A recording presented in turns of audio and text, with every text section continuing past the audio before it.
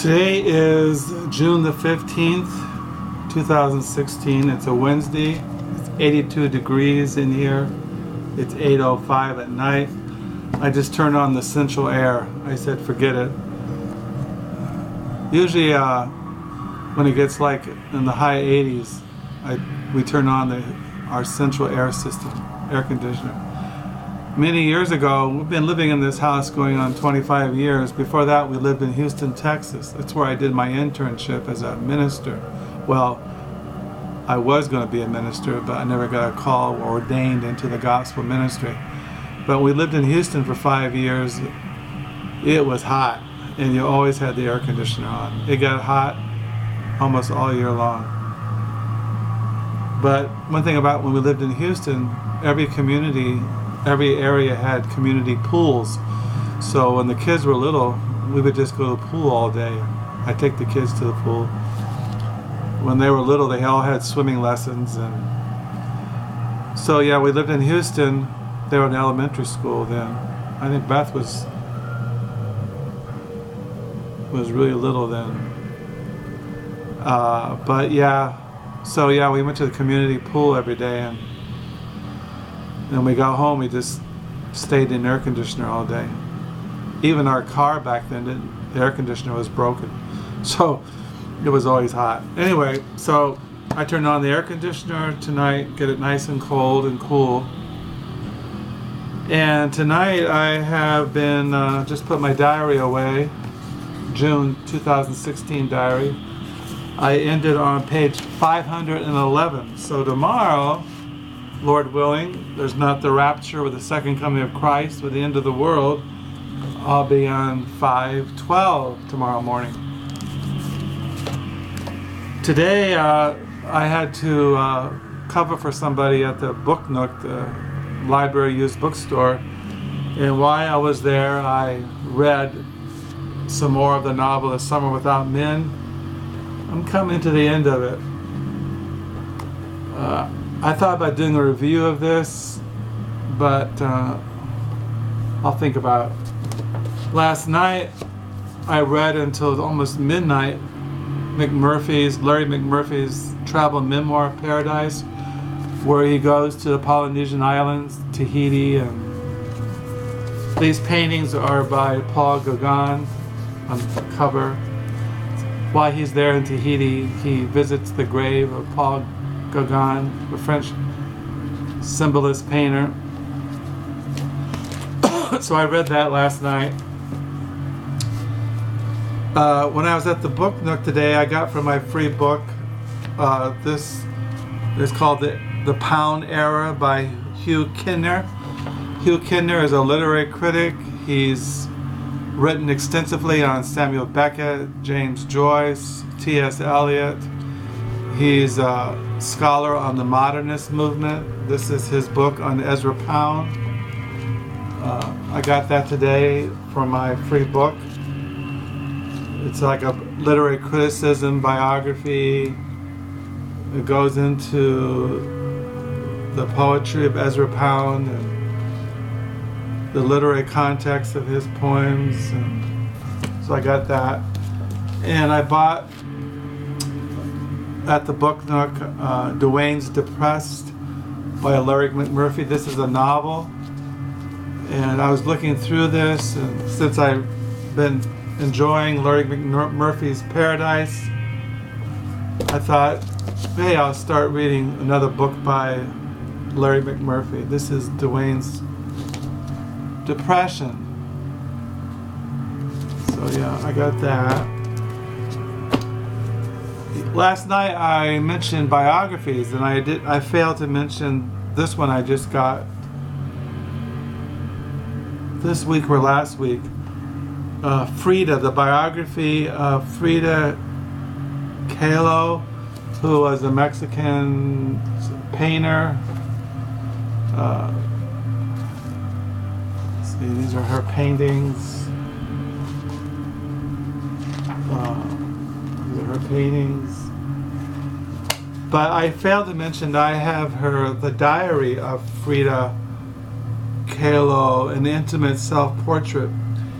introduction by Carlos Fuentes, who is a very famous Mexican novelist who I collect. This is her diaries. It says here, published here in its entirety for the first time, Frida Kahlo's amazing illustrated journal documents the last 10 years of her turbulent life.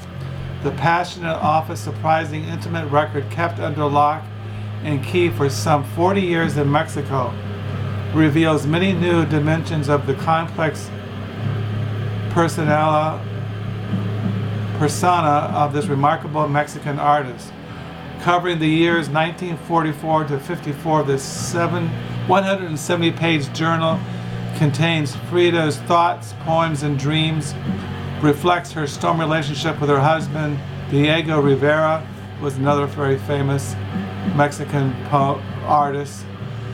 70 watercolor illustrations in the journal, some lively sketches, several elegant self-portraits, others complete paintings, offer insights into her creative process, show her frequently using the journal to work out pictorial ideas of her canvases.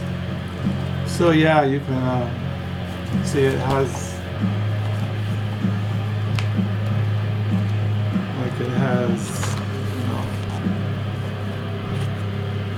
Engels and Marx, Lenin and Stalin. She was involved in politics there in Mexico. So you have, this is all in her journal. So you have that. So there's her diary, and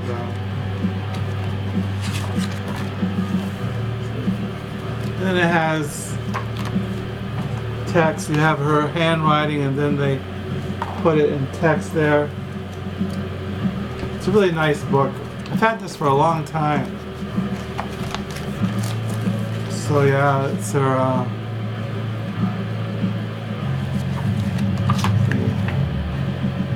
So this is the diary of Frida Kahlo.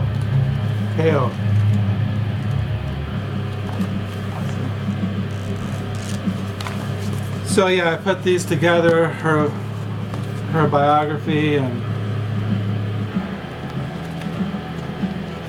I just made photos of her with her.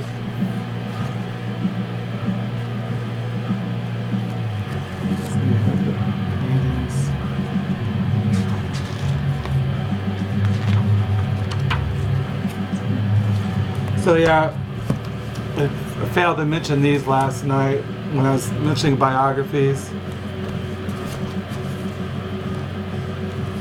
So yeah. So anyway, that's what is going on in my book world tonight. Tonight, I'm not sure what I'll read. I might get back into reading the life of Iris Murdoch. I read The Money. I think I read that this morning.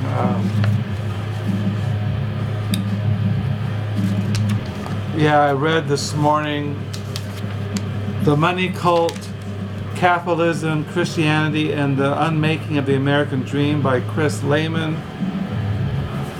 I mentioned I finished The Dark Knight. I don't know, I've been kind of debating whether to read The Ascent of Mount Carmel by St. John of the Cross. I don't know. I have that Friends of the Library used book sale, and I wanted to show, this is what I use at book sales. It has a little thing, little wheels, and I just drag that behind me, and I fill it with books. It holds about 40 books.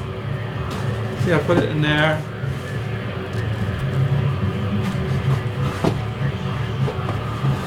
So that's what I use when I go to used book sales. It has little wheels, you just drag it behind you and you throw stuff in it.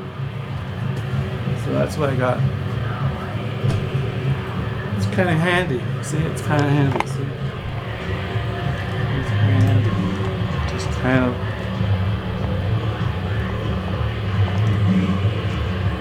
See?